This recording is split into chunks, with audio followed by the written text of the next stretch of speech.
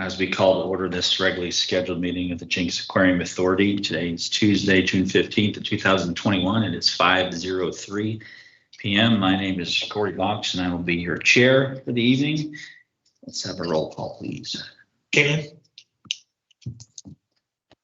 Here. Murray? Here. Rowe? OJ? Here. Bonds? Montgomery? Here. Bonds. Chair Box.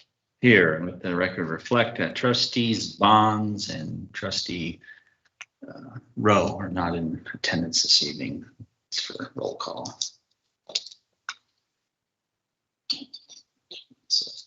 All right, item number 1, business consideration and appropriate action relating to a request for approval of the consent agenda. Any motions to approve the consent agenda? I just have a question. One of the items on the consent agenda is approving the contract extension. And that's a little unusual, I think, for us for a contract extension to be on the consent agenda. At least that's what I thought I saw. Yeah. Unusual due to the dollar amount or just unusual Just in general? Just in general. Well, I don't know I have any issues with approving that one. It's just, I don't. Teresa, can you address that? well, we can yank it. Well, why don't we We can yank just, it and let's then just pull it out and. Okay, that's fine. Then I'll move to approve the other items. Second. Okay, so we have a motion to approve the consent agenda with the exception of Item letter E. And we also have a proper second. Let's vote, please. Caitlin? Yes. Murray? Yes. OJ? Yes. Montgomery? Yes. Chair Box. Yes. Item number 2, letter E, approve the contract extension between the Oklahoma Aquarium Authority and ExpoServe through December 31st of 2023, page 46 of 108 package. What's your question, Mr. Montgomery? Or do you just want to kind of talk it over? Yeah, I mean, the last time we did this, we extended it for at least a year. This would extend it for several years. I just want to be sure you guys are happy with it. Oh yeah, absolutely. SIG has been, has proven himself to be an asset for the aquarium, and generally going along as basically a part of the team. To extend, he really helped get us a really good contract with Pepsi. One of the pluses of extending the contract is that he's more justified in spending more of their own revenue for upgrades in the cafe, certain things like cups or certain things have limited amount that you can buy, where you have to buy in such great volume that would last much longer than a year. It's kind of prevented it from doing that. And so, it's been, quite a few years now, and it's more of a formality to just go ahead and extend them. And I think it's just going to be a win-win by doing that. So is it not uncommon to extend it this early out? And is it better to go ahead and do it now as opposed, we don't want to wait obviously until December 31st, but I mean, is that a common practice of extensions this far out from it expiring? Okay, so it has expired already. Oh. Yeah, so it has expired. And we've been kind of going month to month until we got to this point. So it's definitely uncommon that we let it expire. So yeah, part of the reason we were going year by year was the cafe at the time was not the revenue. There was a lot that changes that we were planning with the cafe. From upgrading the equipment, adding, the ability to cook with fryers and flat tops, things like that, renegotiating a contract with Coke, which did not work out, and switching to Pepsi. There was other things that we did, selling service windows. So we kind of had to just reshuffle the deck with everything, and that included ExpoServe. as far as how we were gonna run the cafe. So we really were kind of ultra cautious in just signing another 2, 3, or 4 year contract until all these things came into play, and that everything worked smoothly, especially worked smoothly with him. And it did, and revenue is increased greatly. And I think, now that it's been running with very few changes, and it's just getting better and better and better, I feel pretty confident now that we're out of the woods on anything volatile. And so I think it's more common to have a little bit longer of a contract than just every year renewing. Yeah. So when 2023 comes around, then the chances are, as long as Zig's doing good and the company's doing good with us, That's right. then we will negotiate before it expires. Right, and I didn't want too much longer because I was like, the ability to have some freedom in case things change. Instead of just being locked in and kind of limiting, big shackles on us. And if we decide to go a different route for whatever reason, that'll allow us to. Oh, thank you. But, thank you. Thank you, Mr. Alexopoulos. Any other questions from the trustees? Okay, that was item E. So that's okay. We have a motion and a second to approve item E from number 2 on the agenda. Let's vote, please. Kagan, Murray, Yes. Rowe, Yes. OJ, Yes. Montgomery, Yes. Chair Box. Yes, and Mr. Mason, let the record reflect that trustee Rowe joined us at 5:07 p.m. Good evening, Harvey. Sorry, Blake. It's not the thing.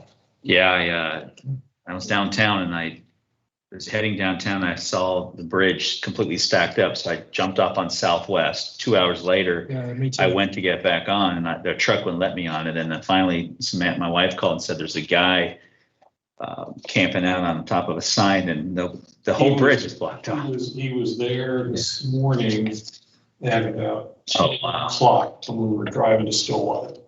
Man, what Yeah, and they had police, fire. It took It was a long time to get home. I didn't realize it was the same thing when we came back. I thought it was a fact. We just been around it. Crazy. Yeah. Okay, item number 3 is a public hearing of the proposed budget for the fiscal year 2021 and 2022. This is on page 49 in our packet. Mr. Robert Saceda will be presenting. This is not an item we will vote on, but simply a public hearing. Mr. Saceda. Sure, members of the authority. This is the second year of our biennial budget. Last year, council or the authority and the budget committee reviewed year 1 and 2 and adopted year 1. And before the start of year 2, we reviewed the current year 2 financial plan, made some changes, and met with the budget committee back in May.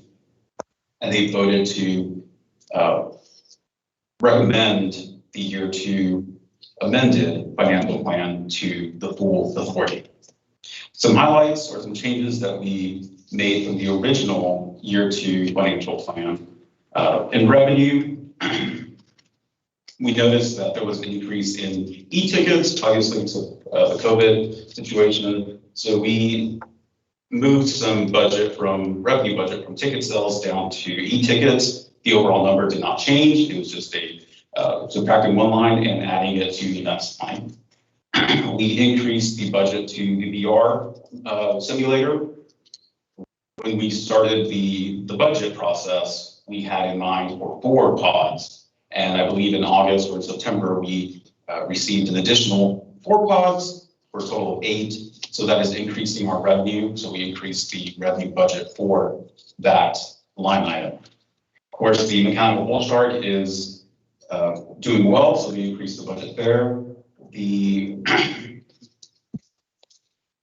There is an agreement with OAF to do an employee sharing agreement where Dr. Money will serve as the OAF's director of development while also being employed with the JAA. The OAF has agreed to supplement some of the additional salary that she will be earning.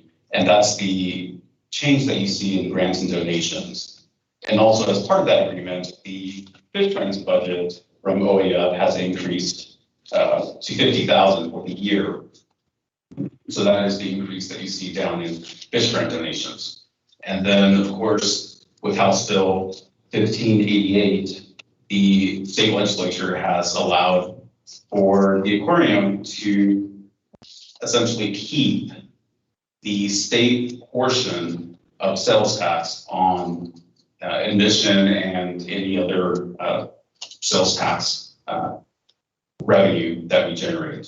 So that is the increase there that you see in miscellaneous. We're anticipating, and this of course goes into effect in November 1st, or on November 1st. So for the year, we anticipate 160,000 based on 2019 numbers. And of course, since it's starting in November, we prorated that, expecting about $106,000 for the year. Changes in expenses.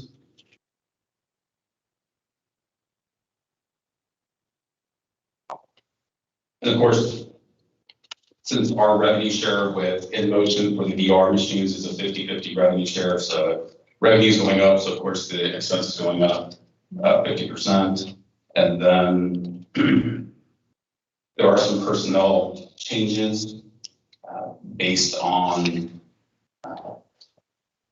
just where there are in the range. So some of our longer term employees were kind of capping out at the top of the range, so we kind of corrected that. So that was kind of adding more expense, and we want to fully compensate them for their time and for the longevity of the city.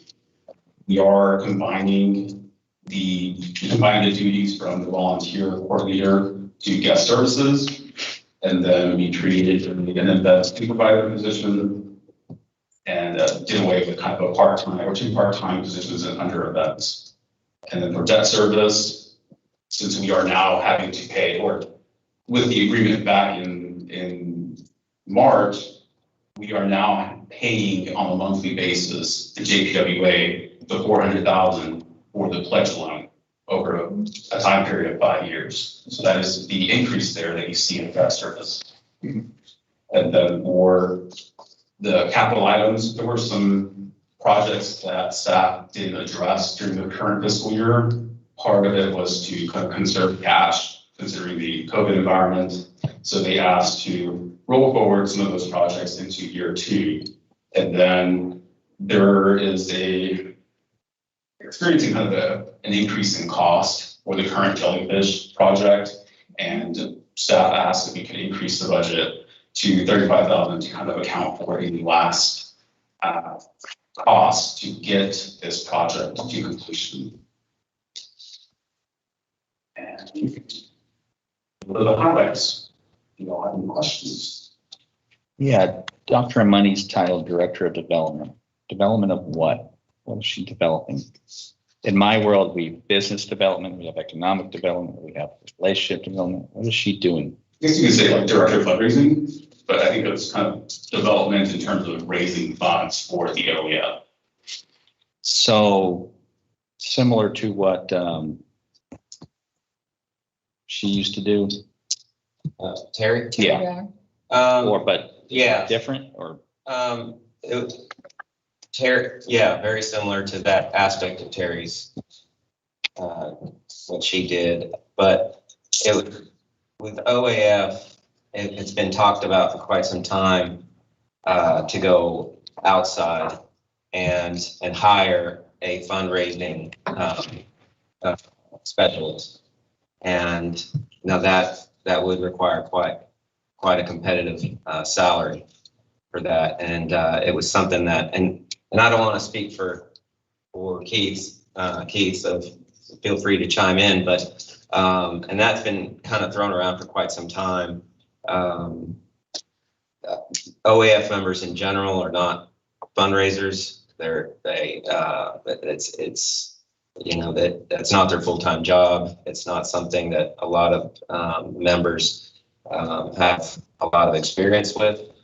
And so it was discussed to hire a fundraising specialist. So But as things progressed and Anne had more exposure out there with organizations and universities, and then of course achieving her PhD, they felt that, and she has quite a rapport with OAF,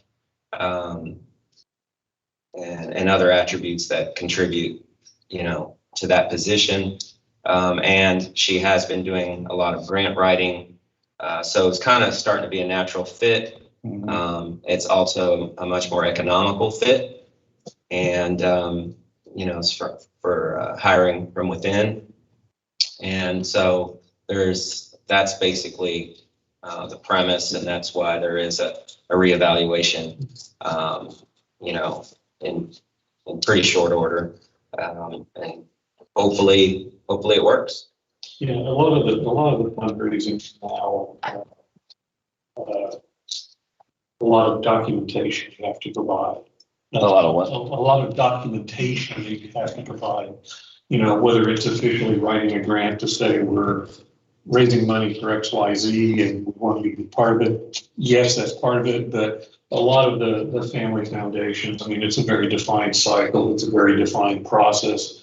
That was something that Terry was doing in relation with the OAF. And, it was becoming certainly a part-time job that was difficult for, a lot of the full-time employed OAF people to do. So that was why it's kind of been a discussion that's been going on for what now, 2 years? Yeah, at least. Roughly, to try to find a solution that would work for everybody. And this was a compromise that was worked out as something that I think fit the needs, and we'll see if it does. We're trying it. So there'll be a future reevaluation period to determine whether or not that's still a good fit. That's correct. Yeah. Would OAF consider fully funding a full-time fundraiser? Or were they going to ask JAA or the city to do? Supplement. Yeah. Were they planning on? We're trying what we're trying right now. Yeah. I can't tell you if that doesn't work, what we're going to go to next. I don't have an answer for that. Yeah, my question would have been, is the city supplementing, is JAA supplementing, is OAF supplementing? So that. It was worked out between Chris and Kenny and the OAF officers to come up with a plan. Right, That's what's included. So OAF is supplementing. Yeah. okay, Or so you feel good about it? Yes. Love her. I like hiring within myself. Yeah. Anne's been here for about as long as I have. I think she's, paid her dues, and I think whenever we can grow an employee that has proven, their worth, I think is always the best first attempt. I think it can be knee jerk that, the grass is always greener somewhere else. We're going to hire some rock star or what have you, and maybe you can, but that's not necessarily the case. And then you end up with somebody that's, you kind of might regret. But with Anne, for the most part, we know what we have. She's a very intelligent person. She has her PhD, so there is quite a bit of merit with that. And I just think why not? It's a good idea. I think the pros outweigh the cons, basically. Well, I might comment, it's gonna take anybody some period of time to build up. So the goal would be that she's gonna more than pay for herself, or whoever's paying it in there. And once that happens, I think it takes a different approach to, she might be totally in one area or another. But right now, it's a learning curve. I don't think that's her background, just going out. Grant's probably more comfortable than just calling, but I think there's already been some groundwork laid that streets results pretty quick. I may be a little off target, but I've been involved with a lot of charities that try to raise money and stuff. Does she feel comfortable with that? Because it takes a lot to talk to people and. It is what she's aspiring to. It is something that she does want. We're not pushing her Yeah. into the position. You know, we send her to a lot of events, a lot of speaking engagements, Okay. chambers, things of that nature. So she feels very comfortable with that. Also, when the media shows up, I'd rather her talk than me, obviously.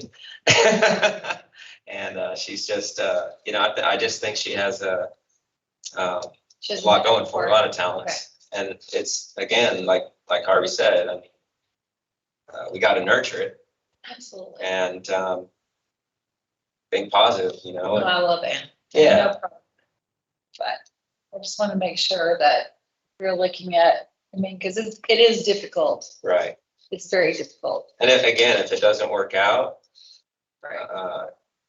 you know, It really is. She has a following place. Who you know and Yeah. what contacts you make that you can kind of Yeah. move forward. So, absolutely. and Absolutely. we'd be willing to help with that. And I'm sure Keith and everybody would absolutely say, okay, this is who you need to contact. This is, you know. Yeah, she's definitely not going at it alone. So she's having the full support of. If we don't know, I'm thinking we could figure it out. Yeah, it's more of a team thing, and I think it's you know, I think she'll do good.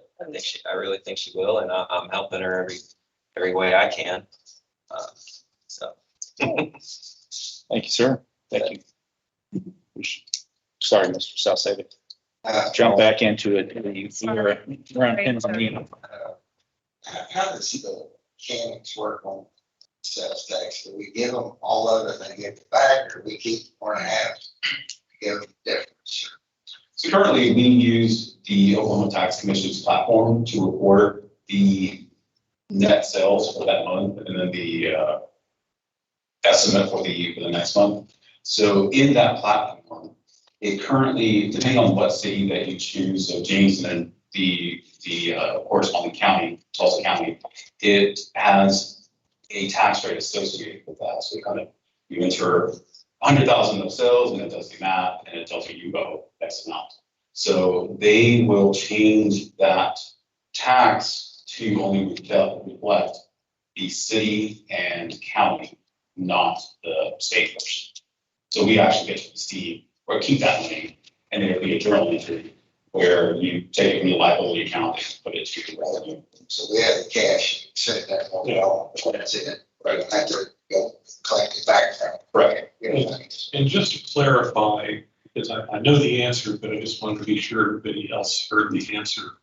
And that is the item we're going to talk about on number 5 is not included in any budget. Correct. That was kind of an after, an outcome from the budget committee.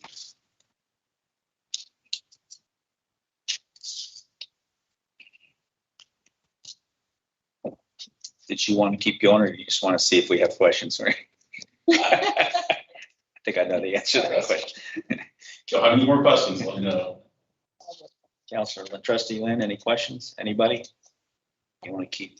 Move to approve it. This is not a voting, this is a public discussion. Right. Yeah, so Yeah. thank you, Mr. Sauceda, much appreciated. So that was item number 3. Item number 4 is a request to approve, deny, or amend Resolution 78, appropriating and approving the fiscal year 2021-2022 annual budget, providing for a pay plan and benefits program for the Jenks Aquarium Authority, and providing for an effective date of July 1st of 2021. Trustees may approve, deny, or amend both the fiscal year 2021-2022 budget document and resolution number 78.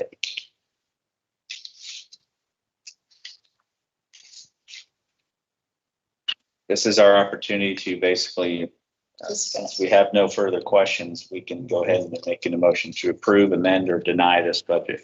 I don't think we have any reason to deny it, and that didn't sound like there was any amendments, so. I move to approve. This is basically a motion to approve that, the very same thing we just discussed. We do have a motion for approval, a second. We have a proper motion and a proper second for item number 4. Let's vote, please. Kalen, Yes. Murray, Yes. Rowe, Yes, OJ, Yes. Montgomery, Yes. Chair Box. Yes, budget is approved.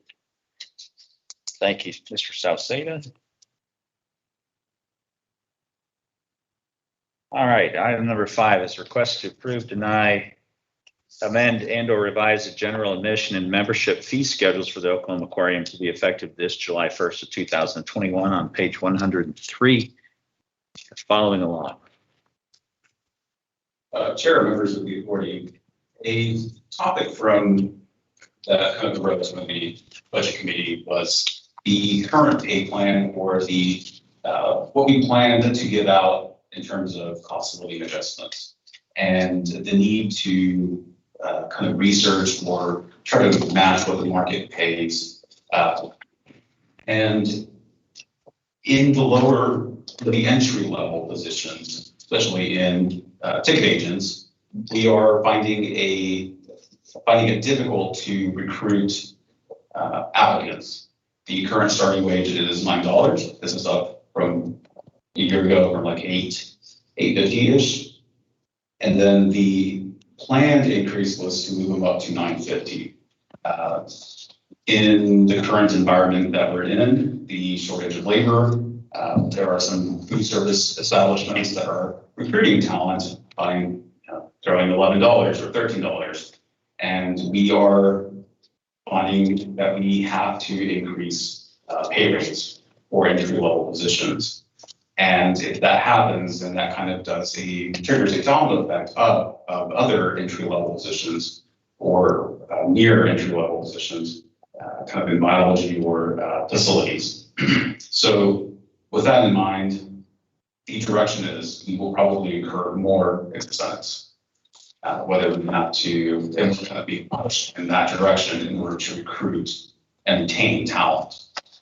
The recommendation is, if we're going to incur more expense, is to increase ticket prices.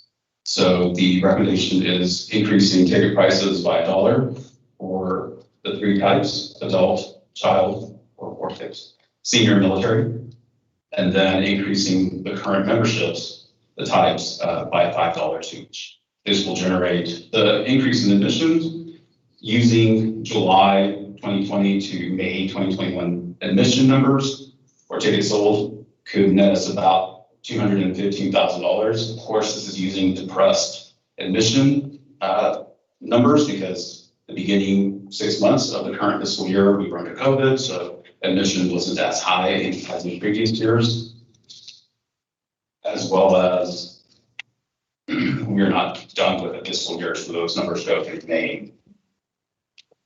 The increase in memberships, that would net us about an increase of $20,000 with that increase. On page 40, you will see that the current, the monthly financial statement for May has us at a operating gain of $1.1 million. What page? Page 40. No, can't be, because we're on 103. What page? Well, I'm kind of going back in the packet. Oh. So in the packet, you have the monthly financial for May. Okay. So just kind of a reference, I kind of wanted to touch on this.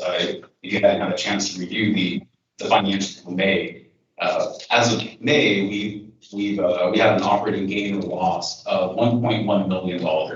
And if you factor in the debt service and the capital outlays, we have a change in fund balance by a negative $120,000. So that means that we are $120,000 away from breaking even. So if we have a really good June, we could essentially, for the first time in the history of the aquarium, break even, meaning we generated enough revenue to cover our annual debt service and any capital outlays. And as of today, I was running the numbers and we are headed in that direction. So with this in the picture, I think keeping that momentum of admission is doing well. I think anytime that 1,000+ day on a weekday, it's a good day. 2,000+ day on the weekends is even better. So knowing that there is demand to come to the aquarium, management thinks it's a good time to increase prices. The chart that I included at the end of the memo, there are two charts side by side. The chart on the last page is what Kenny presented to the authority 3 years ago when we last increased prices.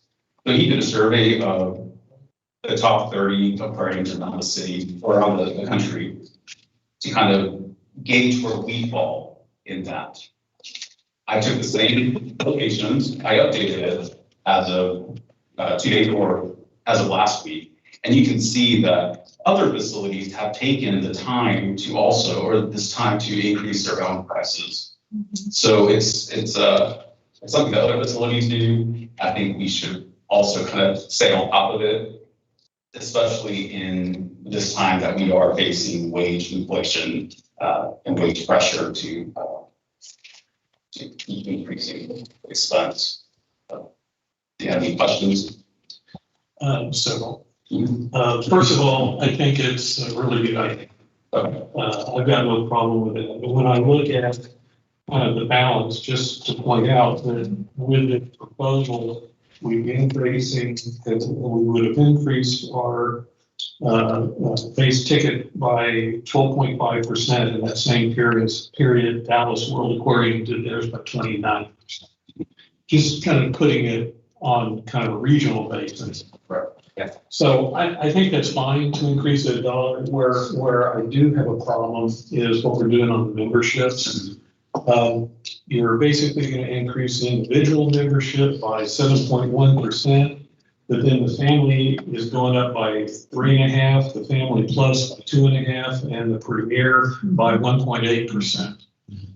I think that's too little. I would agree with that. And so what I would suggest is to do the family from 140 to 150. That's also 7.1%. And then maybe do the family plus to 210, that's 5%. And then the premier to 290, that's 3.6%. Okay. And I don't think people are gonna notice that, but it's also another lever that you have there that I think kind of stays more consistent with where you've headed with the numbers. So that would be a suggestion. Okay, what was the recommendation on the individual? Do you want The 80? individual is fine. You can to 70 to 75. That's fine. That's actually roughly about the same percent you're increasing the ticket. But then I go the family from 140 to 150, family plus from 200 to 210, and premier from 280 to 290. Yeah, I would agree with you. I was thinking we were leaving money on the table here. Well, and we are still well under some of Everybody the else. regional competitor Yes. dollar numbers. Now, some of them are kind of hard, we can say, well, okay, is ours better than this, or is theirs better than that? You kind of get into that, but you're really left with what can you fit into the marketplace? And my gut tells me this will fit in the marketplace. And I don't know, we've got a whole lot better to go by. It's not a big increase. No. I mean, it's very minute. No. And I would agree with that. I think we need to make those adjustments. We're still way below everybody else, so. Does any trustees disagree with those proposed price amendments? We're not going to make a motion now, but just so we know, everybody's in favor for. I just think it's smart, more frequently than we used to. Yeah. Raise the prices. It's hard to raise them $6, $7 when we haven't done it in 10 years. Right. And that was the plan. The first price hike we were way behind. And so that's why we raised it $2 and in the discussion was to do more frequent incremental increases. And I suspect that next year we may be back. Yeah, and Absolutely, that's, we need to evaluate it every year, Sure. just to see where we are, but. and I think that's when you do another survey regionally. Sure. Just kind of see where things are. I mean, Absolutely. Okay, so 70, 75, 150, 210, and 290. All right. Thank you, sir. What else? And of course, the Jenks resident discount still applies 50% on those numbers. Do we require verification for military and seniors? Does it, Yes. you ask for military ID? Yes. Okay. Does that include retired and active duty and reserves, everybody? Yes. Okay. And they're asking for an ID? Really? Okay. As I think they should. My dad got in without, What's that? my dad got in, Did he? it didn't, unless they just assumed he was a senior. But he said, hey, you got a military discount? Absolutely. Come on in, sir. Yeah, that happens. Gave him a military rate. Yeah. That happens. Okay, no problem. Mr. Montgomery? Yeah, I know you got a couple things. No, that's fine. I think we have to have that as a part of the motion to approve here. Yeah, we'll make an amendment. Yeah, if you want, since you started all this, we'll, Yeah, I would just. we'll give you the privilege of making you the amendment when the time's right. We got anything else? No, sir.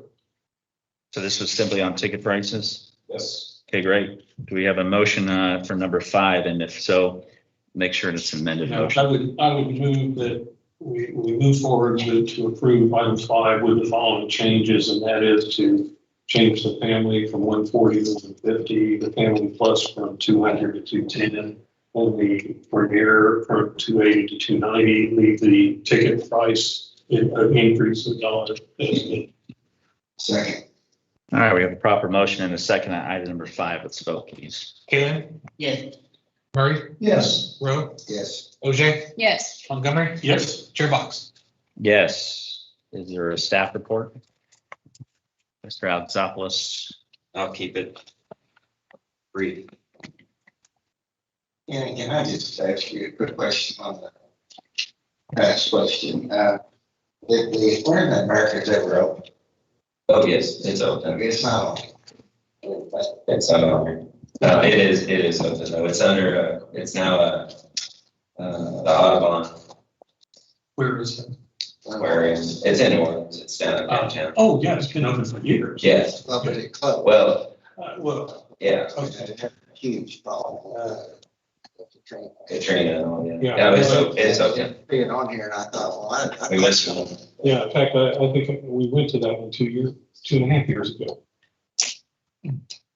Or at least, well, But it's still called Aquarium America's? No, now it's That's why I'm not saying. at Audubon yeah. something. Yeah, I was looking at the reviews. Well, the problem is if they add it, it's just, That's right. it's in our. Sure. Thanks, Leslie.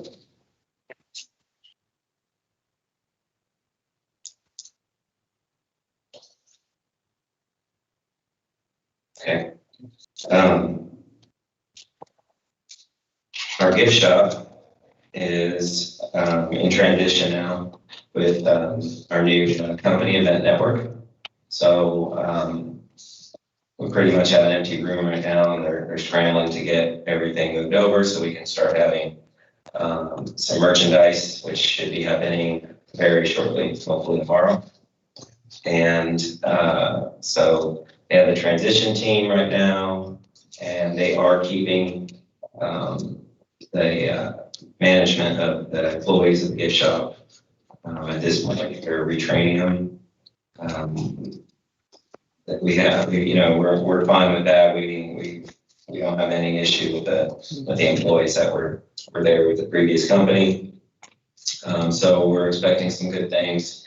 We're also going to be receiving a new photo booth soon, which we're taking on with another company that we're going to be profit sharing with, but it won't be third hand. It'll be so, which is the way it was before, and as well as the penny crushers and that type of thing. So we're excited about that. Our diving with the bull sharks, getting ready for, we're into that whole Sharklahoma. We're July 1st is when we're going to announce the winner. This time we are going to pick 2 winners. One is going to be in-state and one is going to be out-of-state. And the reason for that is we have a disproportionate amount of people, obviously, that enter from Oklahoma. And so our second drawing, both people came from Norman, which is great, but we'd like to make it a little bit more exciting and have some winners from out of state, but also keep it fair to our Oklahoma citizens. So the casino is River Spirit Casino is partnering with us to supply the rooms, which is great. We're really appreciative of that, and we're hoping that we have somebody as far away as California or New York, because another part of why we're doing that is to get national notoriety. So it's much more likely that we'll be picked up nationally if we have somebody from another state win. Their local media, there's a good chance they'll pick it up, and then that could snowball, and we can get back to the level of coverage that we got on the first contest, which we ended up getting picked up by the Today Show. So is it expensive to do this event? Not really. It's the main thing is the travel and the room and board. But like I said, this year we don't have to worry about the hotels. It's just the travel, and then in state we're not going to supply the travel. It's got to be out of state, so that it doesn't really increase there. So we're really not increasing our expenditures with that. So other than that, it's just a matter of man hours. We're there. We're gonna have you guys. Well, I was just thinking, You can't win. in the last month, I have fewer friends than I did prior to April. Okay. I was just wondering if we ever, instead of having a raffle, we just actually auction off. We let people bid. I know a lot of people who want to dive with bull sharks, and I'm one of them. Sure. And I would, why not just have a contest that says, hey, our next dive, we have a quarterly dive, and everything is about raising money. If you'd like to dive, the minimum opening bid is $500. You pay your airfare, and you get here, we'll put you up in a hotel for the night for $100, feed you breakfast, lunch, give you a whirlwind tour of the aquarium, and throw a suit on you, and you get to jump in the tank. There's no bad or stupid way to make money. Sure. I think that would be great, because nationally, if you put it on the website where it was national, you'd be surprised how many. I mean, it's a silent auction item. It's something I would do. Monthly. I mean, I know there's liability to it and all that, and I know sometimes it's a good idea can turn into a bad one if it's seen too often. Sure. But maybe. Well, maybe that's something, for example, you ought to put on the silent auction item at Splash. Well, so we have done that, and we're actually we talked to Dave Shirley because we owe some people some dives right now. If we haven't done that, I need to know. And I don't know if it was Splash per se, but it was a fundraising event. Yeah, it wasn't Splash, I know that. But it was a fundraising event that we're working with OAF on to accommodate that. Just pay 30 days going to space, surely they can chase money. I don't know which one I think. Hey, I think it's great. I think it's a great idea. I mean, it's a bucket list item for a lot of Sure. people, and Yeah. people would pay to do it. Absolutely. I'd pay to do it. I'd rather just win. That's great. I think you should have an out-of-state winner, Oklahoma winner, and then somebody on JAA gets. So we have a 1 in 7 chance.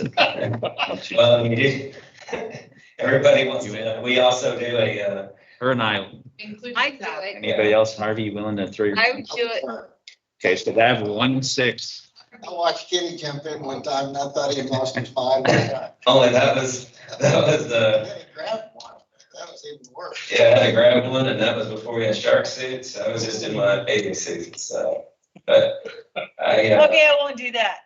Just an I FYI. was a lot more bulletproof back then. Getting old. Now I can't even play volleyball without going to the hospital. But we also, we also have a raffle with during the volunteer banquet, so we have a volunteer that's able to dive the sharks, a volunteer diver, because they're not eligible to enter the contest. And they're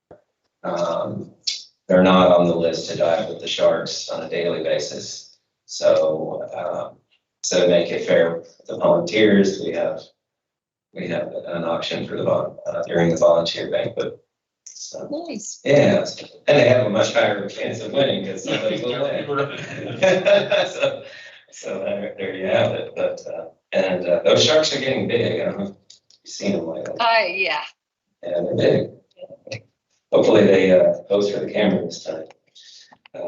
But they're doing well. They're doing really well, and so are young sharks that are in the back of the house. We swapped our sea turtles, so now Spot is on exhibit, and Seymour is now behind the scenes.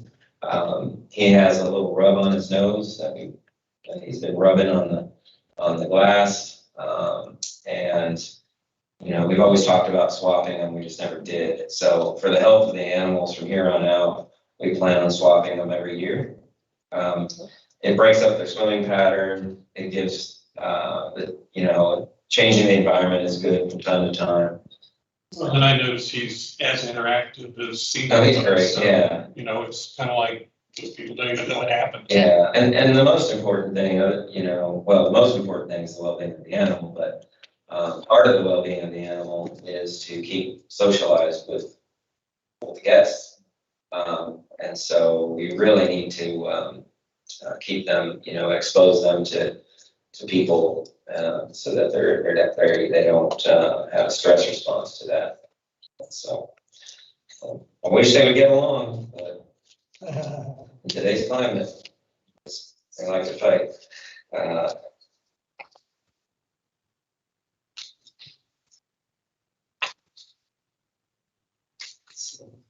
Anybody have any questions? I'd like to tell you all more, but it's kind of more. No, we're good. We're still working on some really neat idea projects, mainly the miniature golf idea. So we've been working pretty diligently with that. We have some really neat designs, very educational. The theming is going to be incredible if we do it. Right now, what we're working on is how much it's going to cost if it's feasible.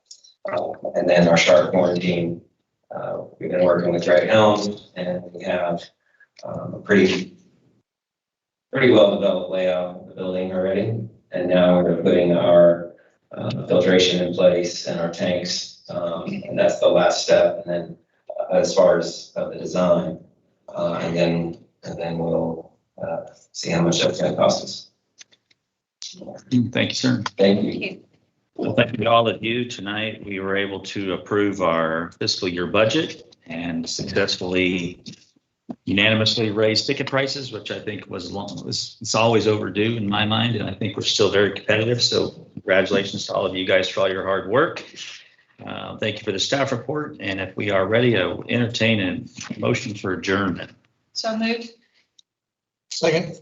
We have a proper motion and a second to adjourn. Vote, please. Halen. Yes. Murray. Yes. Rowe. Yes. OJ. Yes. Montgomery. Yes.